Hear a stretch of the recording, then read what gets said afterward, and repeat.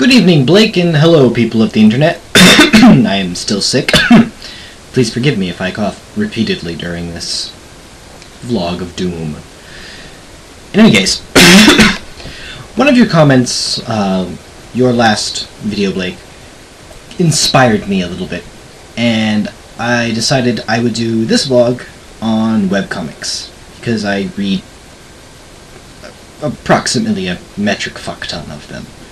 I mean, really, there's no other way you could possibly quantify how many I, read.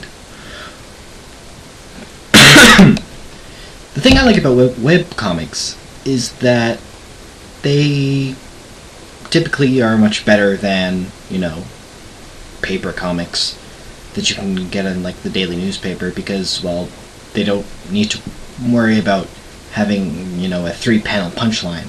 Although some do. And there's nothing wrong with that. It's just it allows for a lot more different types of storytelling and, jokey type things, I suppose, than, you might otherwise find. And it's different from other, like DC, Dark Horse, Vertigo, that type of comic, in that it's typically not as long.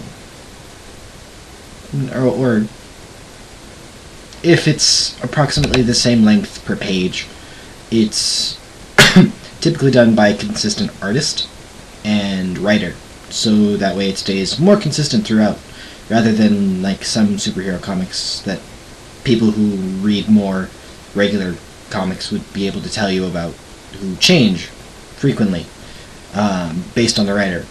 But I don't, because I read comics, but I'm not an expert on them. So, one of the webcomics you mentioned, Blake, is Jack, which I like, and you like, mostly because it's extremely morbid, and in some cases very graphic with the death and the dying and the stuff. Which is, I suppose, fitting when you consider the fact that the center of the focus about the comic in general is around hell, death, and the spirit seeking redemption. So it makes sense that it would be very dark and slightly depressing at times and very gory at times. That will be one of the many links I will have down here. I will also be linking my faithful viewers, as few of you as there probably are, to a nice little archiving system that I found, and excuse me, it's got a ton of webcomics on there. It lets you keep track of them if you are like me and simply don't feel like bookmarking all of them because you watch so many of them that your bookmarks folder would have nothing else if you had, all of them on your bookmarks thing. And it separates them for you in nice little subgroups based on how often they typically update. Regardless of what the webcomic actually says, it updates. They typically post it where it more likely updates. They also have a little blurb about each comic that they have, and there are quite a few of them. And you can search by, like, genre or that type of thing, if you should so desire, which you might if you like webcomics like me.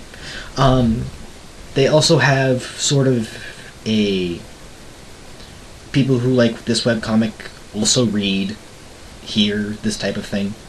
And they're typically very good about, updating a little bit.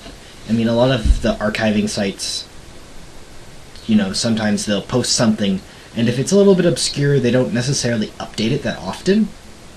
So the information on it might be a little bit out of date. Like, say, the artist was originally updating 3 times a week, and then they only update once a week because something's come up.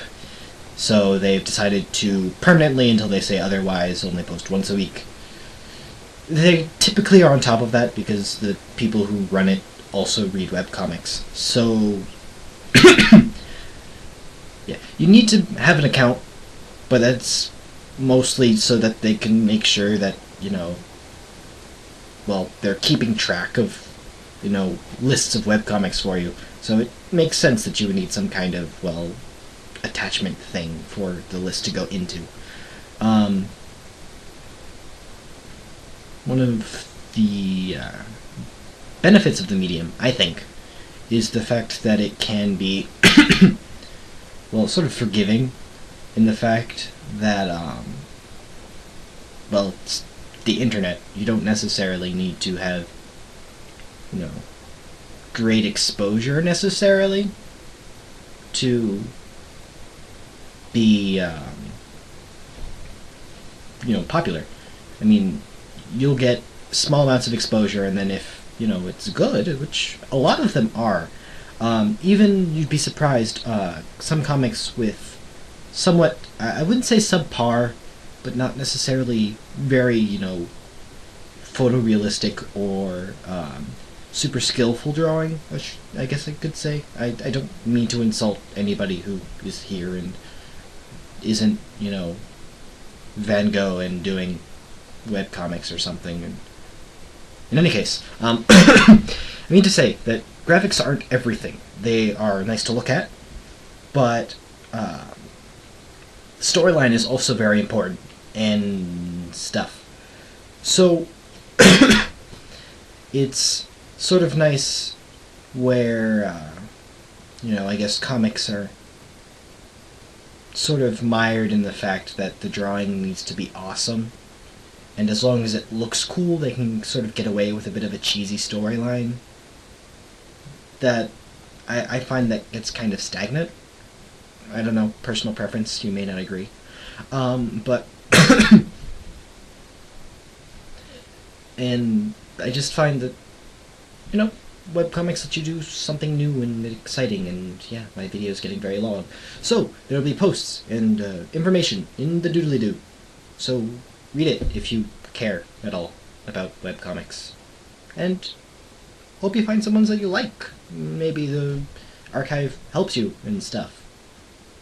Well, have a good night, Blake, and you too, everybody who's watching, and